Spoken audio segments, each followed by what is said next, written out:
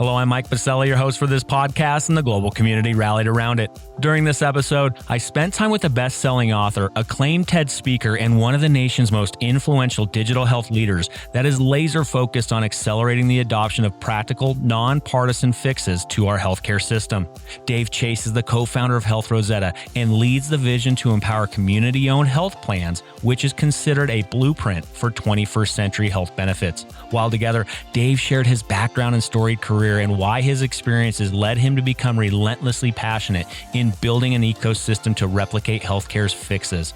Dave also updated us on why he and his team are collaborating with the federal government to bring sensible COVID-19 solutions to the healthcare industry. I can't wait for you to get to know Dave and learn from this brilliant servant leader who is stewarding over 4 million lives through the Health Rosetta community and is continually working to bring healthcare's fixes to all of us across the nation.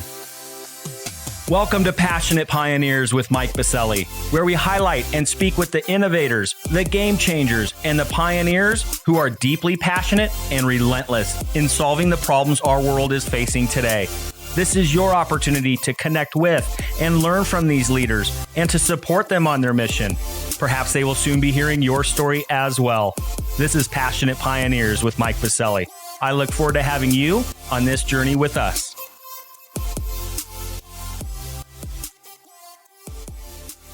Dave, welcome to our podcast and for taking the time out of your busy schedule to be with us today. Looking forward to the chat. Love what you guys are doing out in Colorado. Well, Dave, we certainly have a lot of ground to cover today, and I'm excited to dive in. From your best-selling books to your storied career, and now your mission and work helping lead Health Rosetta. But before we dive into your inspiring work and mission, Dave, a bit of housekeeping. For our audience, while listening to any of our episodes, please make sure to join our free online community at passionatepioneers.com in order to share feedback and ideas with our guests and interact with the global community. Lastly, please subscribe to the podcast so you will automatically receive episode updates in your podcast player. Simply search Passionate Pioneers with Mike Biselli in Apple Podcasts, Spotify, or wherever you listen to your podcasts. All right, Dave, it's almost time to learn how you and your team are helping to empower community-owned health plans that are human-centered and are restoring health, hope, and well-being. But first, let's take a moment to break the ice a bit so our community can get to know you. I'm going to randomly select one of 3 questions. Let's see what we got here. All right, this one, I'm sure you have lots of things that you do outside of your pioneering work, but what is the one thing that you love to do most outside of your work at Health Rosetta? Really oxygen-fueled mountain sports, whether it's trail running, mountain bike riding, Nordic skiing, backcountry skiing, anything that involves going up and down mountains, fueled by oxygen, I love. Here in Colorado during the summer, the downhill mountain biking at the ski resorts is a big thing. There's people from all over the world that come do that. Do you do that kind of adrenaline rush type of activity on the mountains? I do, but I generally believe in biking up and biking down. So I like to suffer on the way up and then have the adrenaline rush on the way down. You have won my heart, Dave. I'm the same way. If you're going to take the, plunge down the hill on a bike, you should go and work it on the way up as well, because it's a heck of a challenge. And there's no better feeling to get on the top of the mountain with a mountain bike and then heading downhill as fast as you can. Absolutely. How about skiing? Where do you like to ski? I like skiing everywhere, but, the place that I go the most and where I used to live is Sun Valley, Idaho. I've got a lot of friends there and just great overall package, and it's kind of a pain to get to, so you never have any crowds and good terrain. I mean, it's, if there's a downside, it's the reason they call it Sun Valley is it's sunny a lot, so it doesn't get as much great snow as, you get in Colorado or Utah. But when it does come down, it's great. That's awesome. Well, thanks for sharing that. I'm definitely a mountain junkie myself, obviously living in Colorado. So big fan of the mountain sports. So thanks for sharing that, Dave. And we have a lot to cover today. Again, your storied career, your best-selling books. You come and visit us quite a bit here in Denver, at least pre-COVID when we were able to travel a lot more. Big fan of your work, Dave. But of course, Health Rosetta just didn't pop up one day. It took a lot to get to where you are. Can you give us a little bit of the history lesson, Dave, of how you got to where you are today and leading this movement with Health Rosetta? Take us back a bit and set the stage. Sure. If you go back, professionally, I had a background where I started out consulting in hospitals for a big consulting firm. And then I suppose my claim to fame before what I'm doing now was I started Microsoft's healthcare partner ecosystem about 28,000 partners, about $3 billion a year business for them. But the real thing that put me on this path was at a personal level, which was, unfortunately, by the time I was in my late 30s, I had 10 friends my age or younger die. And obviously that's always a gut punch. But the last one was particularly brutal. It was a friend of mine that had had a similar career trajectory, had done the right things, had had some success. But what happened was essentially a complete system failure. And she was wrecked medically, psychologically, financially, ultimately leaving behind, as a single mother, 10-year-old daughter. And when I looked at that complete system failure, I realized I'd been part of that system. Part of what I'd done was, the fancy term for it is revenue cycle consulting, which is really just how do you get as big a bill out as fast as possible. And, the way I was raised, fortunately, I had great parents, was if you see a problem and you don't do anything about it, you're complicit. And I just started asking why a lot. And, given the 3.5 trillion reasons protecting the status quo, I started studying social movements, including things like civil rights and LEED, for green building practices and micro lending and better food. Because I realized the only way that you have a prayer against something as entrenched and well-armed, if you will, as the status quo healthcare system is if you have a very long-term time frame and it's a grassroots, bottom-up type thing. And that really put me on the path that I am on now. And so when you started thinking about what is now called Health Rosetta, did you find others that were of like mind? How did you find other leaders that really subscribed and believed into what you really just shared just now? Yeah, it was really, now it's basically a 10-year scavenger hunt where I was just seeking out what's actually working. That's at the core of our system change model that we adopted that, lifted tens of millions of people out of poverty in India and is remaking a key part of the food system in the U.S., is you find little successes. And the real puzzle and the real challenge is how do you apply a little business know-how, a little technology, and some capital to massively replicate. And if you look at why technology really hasn't made the dent that you would think it would have in healthcare, it's because the venture capital model really prays at the altar of scalability. And scalability is great for things like Facebook and Uber. And there's little pockets of opportunity in healthcare where it's applicable. But the operative word is replicability. And that's where I think most people get off base. And so it's a very different model there. And that, healthcare is local. And one of the reasons I use the LEED as an analogy is the built environment is kind of like healthcare. It's a very local, very entrenched thing. And if you look at how LEED with their blueprint really transformed the built environment over a 20-year period, it wasn't an evenly distributed thing day one. There were particular locales, like your Boulders and your Austins and Portlands who were early adopters, and then it massively replicated. And so that really became our focus. And through that, and you just say, who's cracked the code? Who's cracked the code? What is the problem? The great news is we're problem solvers. People, fundamentally, humans are problem solvers, but Americans are particularly problem solvers. And that's why I call it a scavenger hunt. You find out, there's this great primary care model. Anybody else doing that? Oh, yeah, go talk to Rashika. Well, what's going on with Ira Health? And anybody else doing that? Oh, Oak Street Health. And one thing leads to another, and you start to find common threads. And, what we say on our website is both true and aspirational. It's healthcare's fixed. Join us to replicate the fixes. And that's the point. It's not that we're done.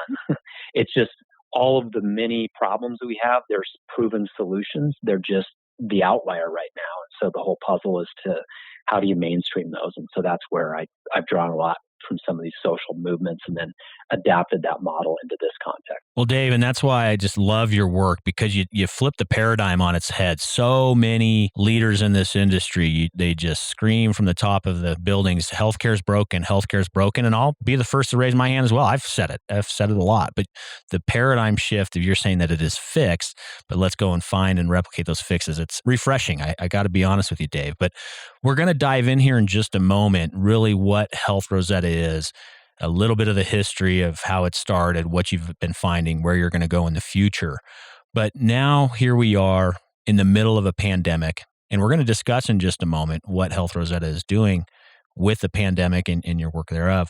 But what has this pandemic, from your perspective and the leaders that you get to work alongside with, what has this pandemic really shined a light on in regards to the systemic system that is healthcare?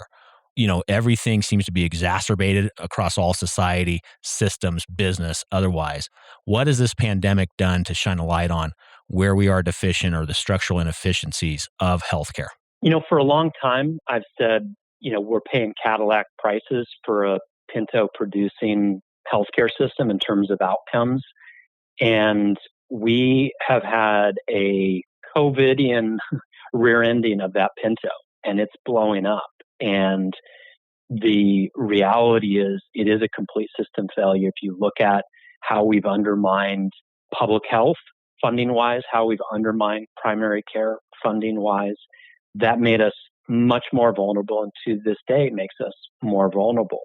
And so what we need is a new model built on a chassis of proper public health and primary care. And there's the related issues where there's a lot of pain in the community. I was on a webinar earlier today with the community foundation in my area, and food insecurity is a huge problem around the country. And I was watching that with my wife, and she was kind of puzzled on, it's like, how are people hungry, in this country? And I pulled up this graphic and then a bunch of others that it was in the Wall Street Journal about 4 years ago, Brookings data. And it showed, I think it was 2007 to 2014, healthcare costs had gone up, and it was looking at middle class and gone up about 25%.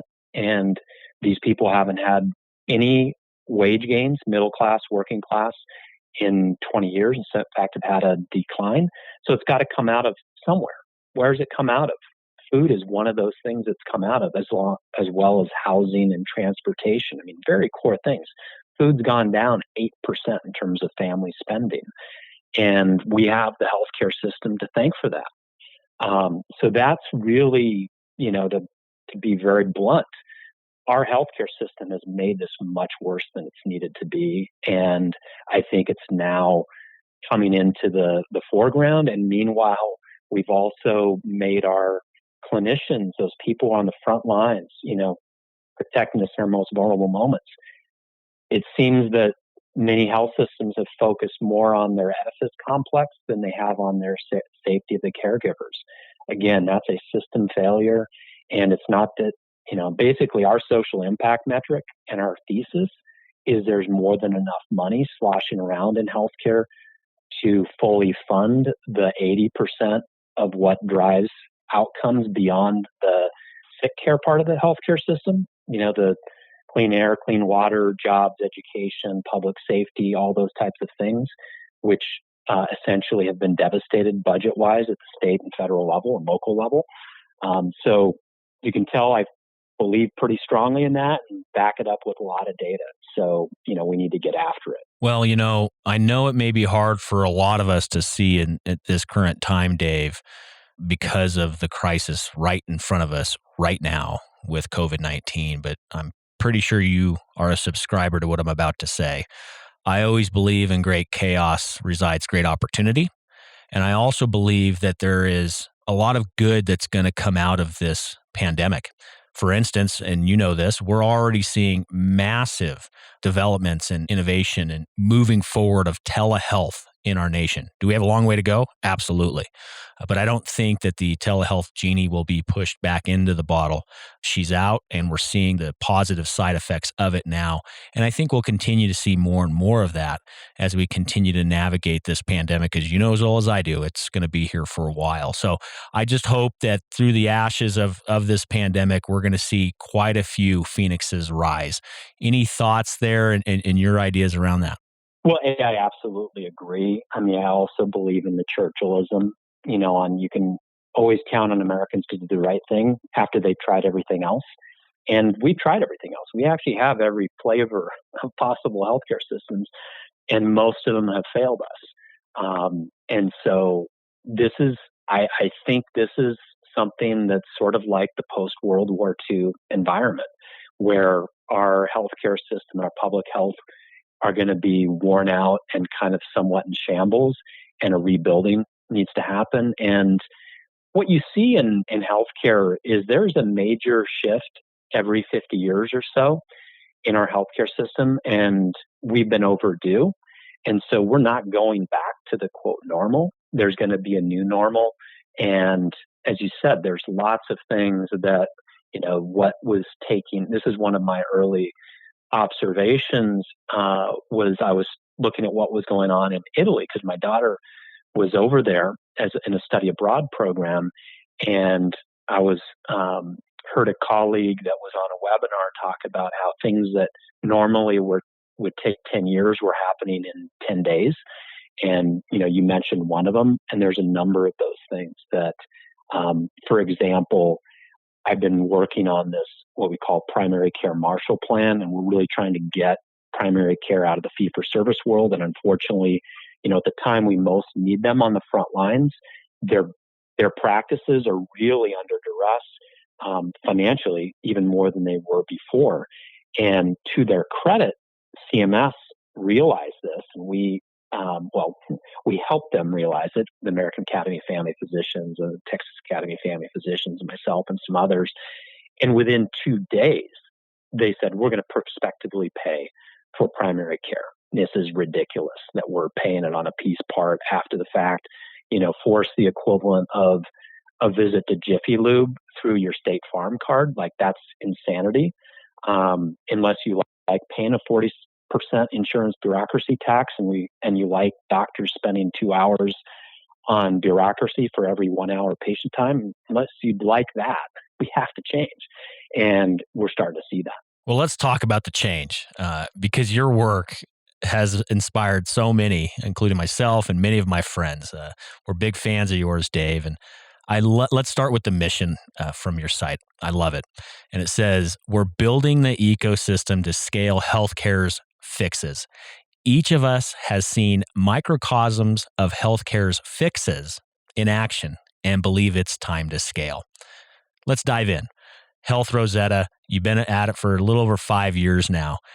Give us that elevator pitch. Give us the why, what's going on in Health Rosetta, and then we'll talk a little bit about where Health Rosetta is going, especially in these very trying times. So looking forward to unpacking what you've built at Health Rosetta.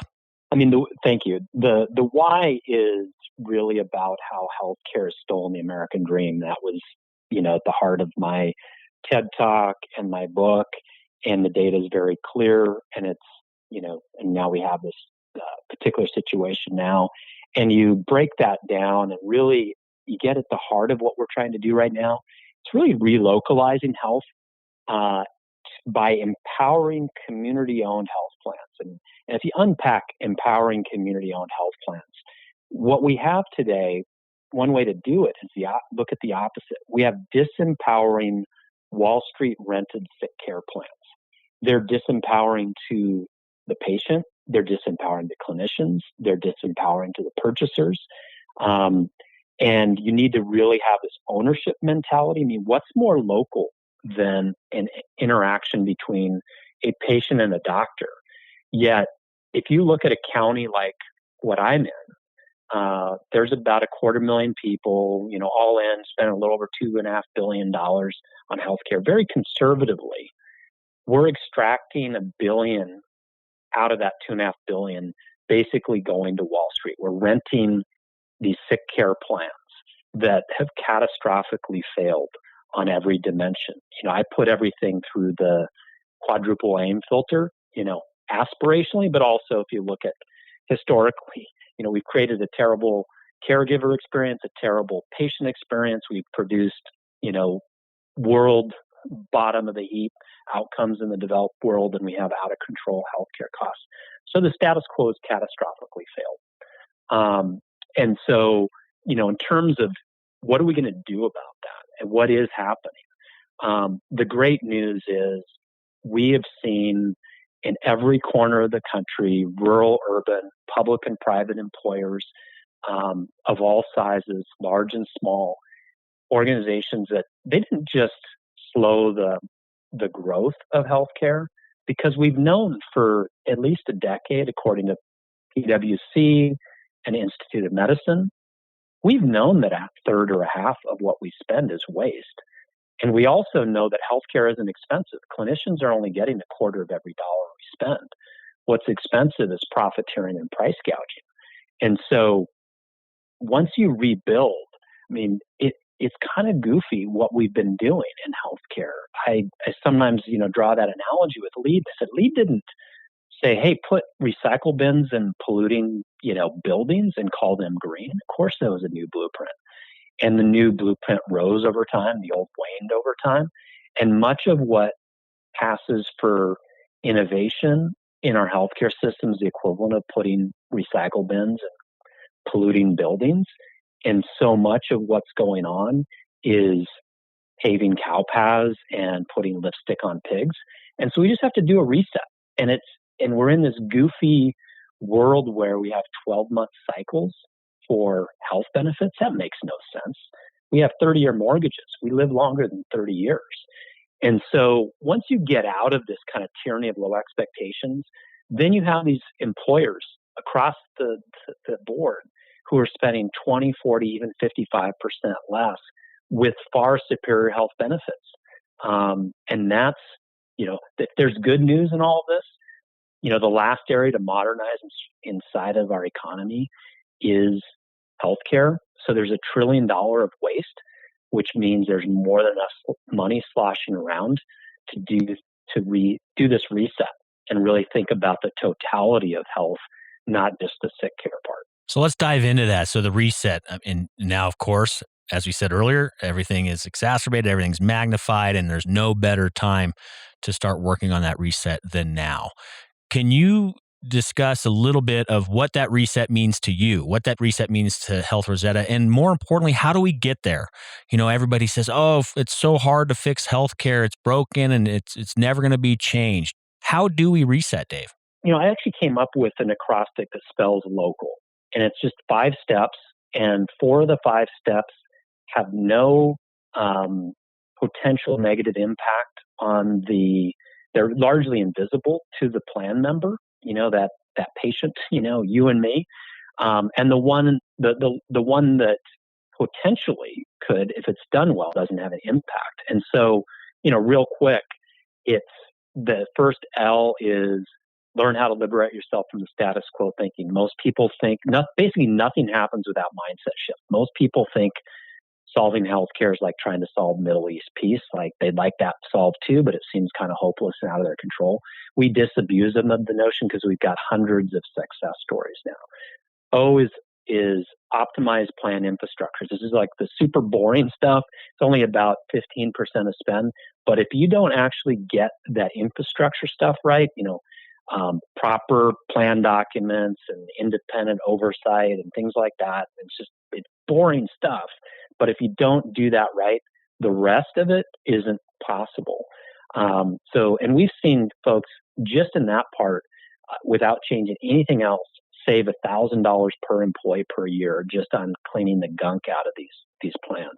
The C is carve out PBM. The 3 big PBMs that can, have most of the market share are all Fortune 50 companies. Most people haven't heard of a PBM. And, not to let pharma completely off the hook, but there's not one pure pharma company in the Fortune 50. So it just shows you how many shenanigans are going on there.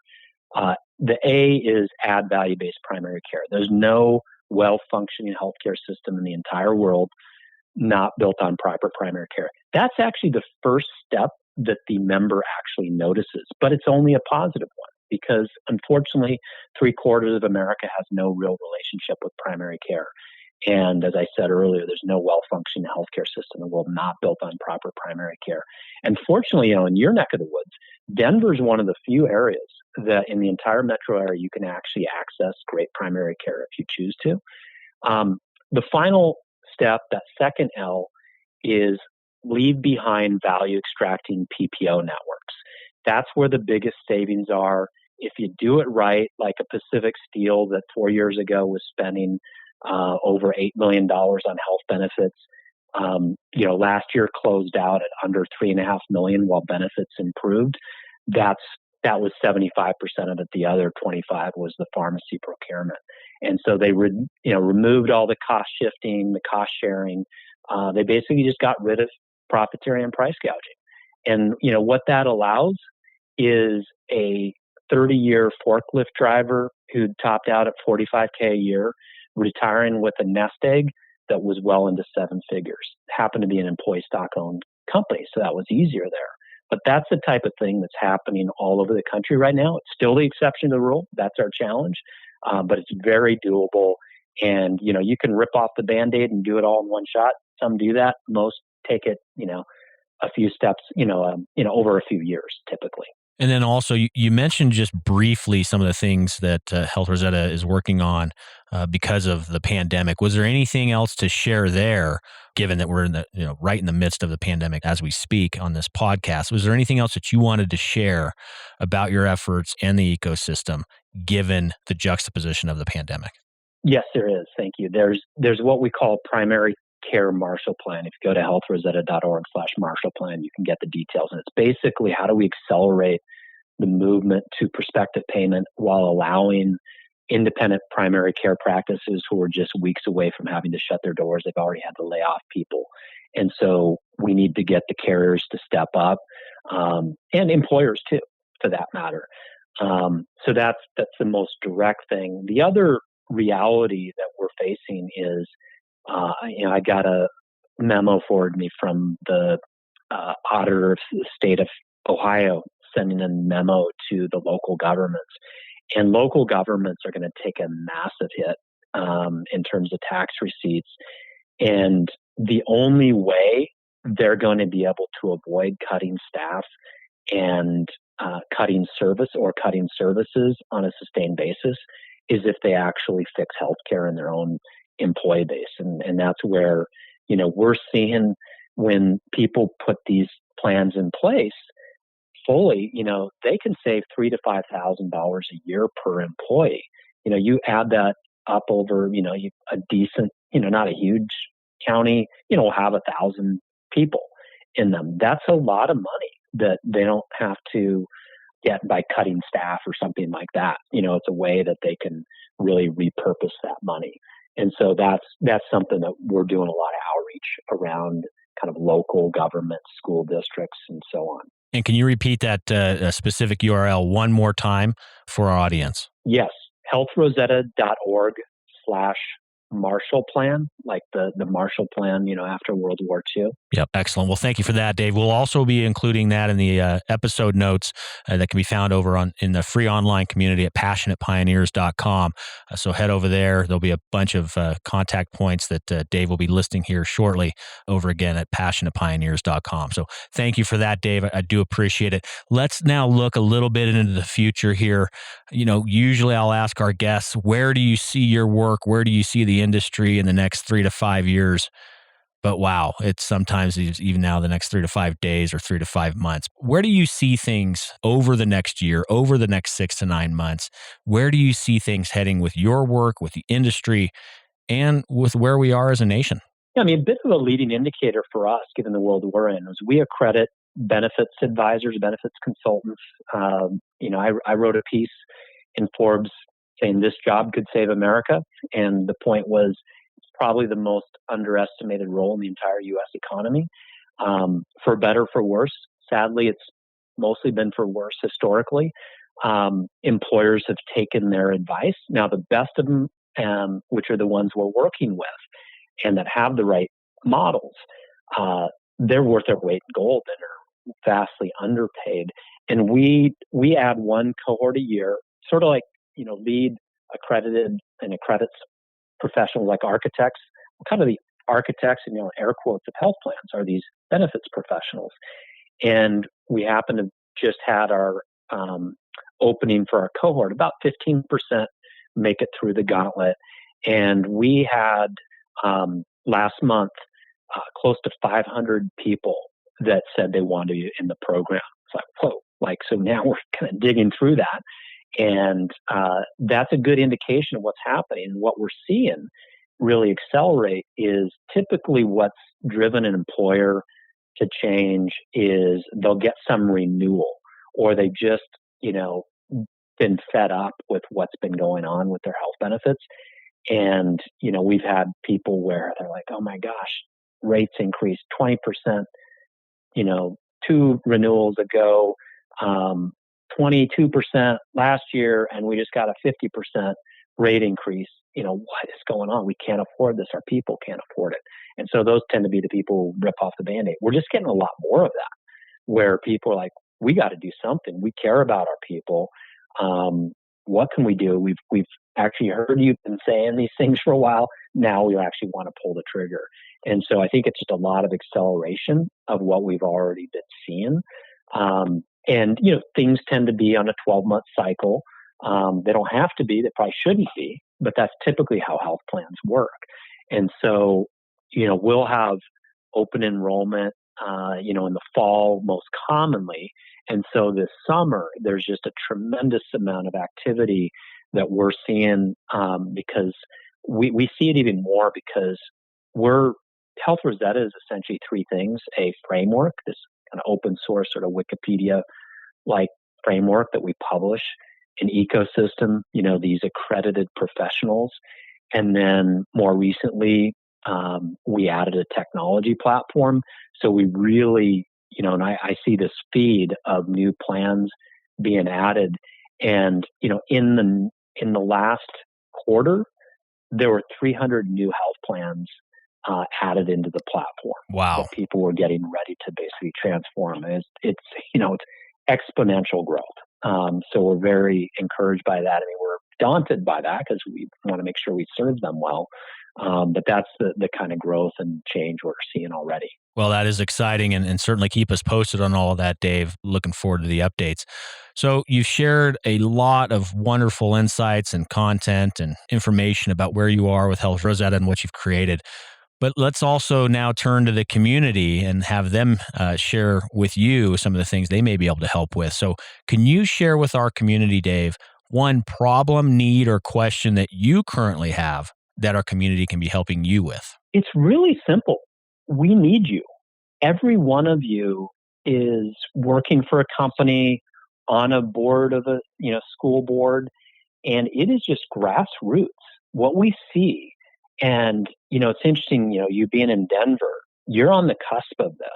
We've seen this happen in places in Texas where when you have 3 employers, or 3 unions, take this approach, nobody notices. You're building a little track record in that locale. And then, multiply by 3. It's kind of rule of 3s. When you get to 9, people start to notice. Some of the provider organizations start to change some of their, they'll do some direct contracts. They start to change some process. When you get to 27, it's game over. You look at places like Tyler, Texas. I didn't heard of Tyler, Texas until a couple of years ago. The word is out. And so all the things that we all want, right, that have been kind of frustrated, why isn't this great technology being adopted earlier? I mean, I had my previous startup, we were a success, but I was still frustrated. We ultimately got acquired by WebMD, but we're like, gosh, this stuff should just be taking off. Well, it will take off once you get the right alignment. And so that's where your influence with your employer, with your mayor, with your city council, you all have influence, and say, gosh, would you like to spend 20, 40% less and provide better benefits? And really, I talk about it as economic development 3.0, playing the health card. it's a whole new way of thinking about how companies and communities build resilience. And so it's really on all of you. It's not, it's great if, we were raising money and one venture capitalist could respond, but this is really everybody. It's all on us. We should know by now that the cavalry's not coming from DC. We've had both parties in full control.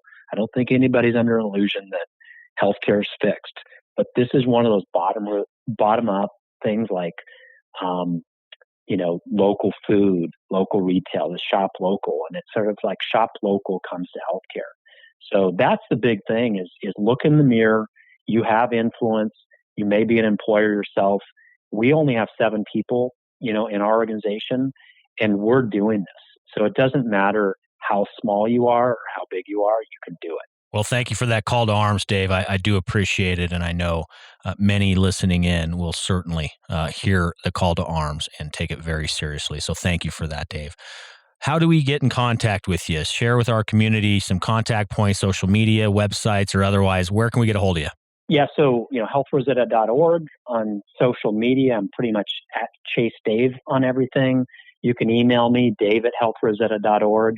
I'm not the Sopranos producer, but it's pretty easy to find me otherwise. And actually, I think I've got him one-upped on the Google front. So I'm very accessible, love hearing from folks, and particularly love hearing about successes. I mean, I just heard one not far from you. I don't know, Bennett, Colorado, small town, east of Denver, very small school district. I think they're the only school district in the region that's been able to give teachers raises because they got their healthcare costs under control by doing these type of things.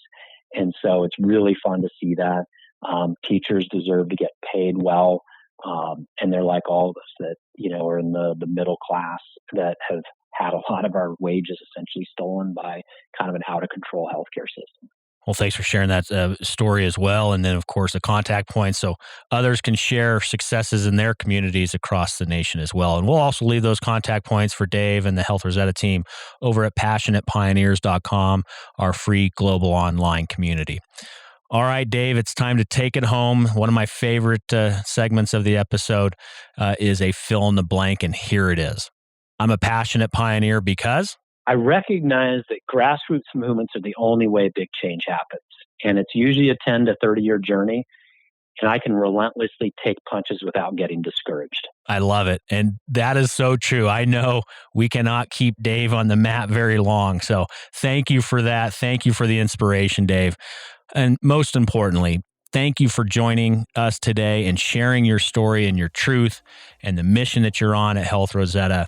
I'm grateful to be able to call you a friend, a peer, a colleague, and I'm so thankful for all that you're doing for so many of us across the nation. Keep up the great work.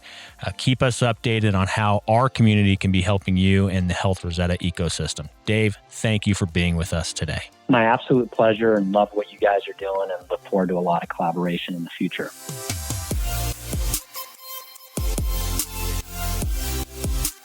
Thank you for joining us today on Passionate Pioneers with Mike Biselli. We'd love to hear your feedback about the podcast so we can continue to improve this community and to further support the pioneers being featured. Lastly, please take a moment to subscribe to the podcast and invite your friends and colleagues to join us. This is Passionate Pioneers with Mike Biselli. I look forward to having you back with us during our next episode.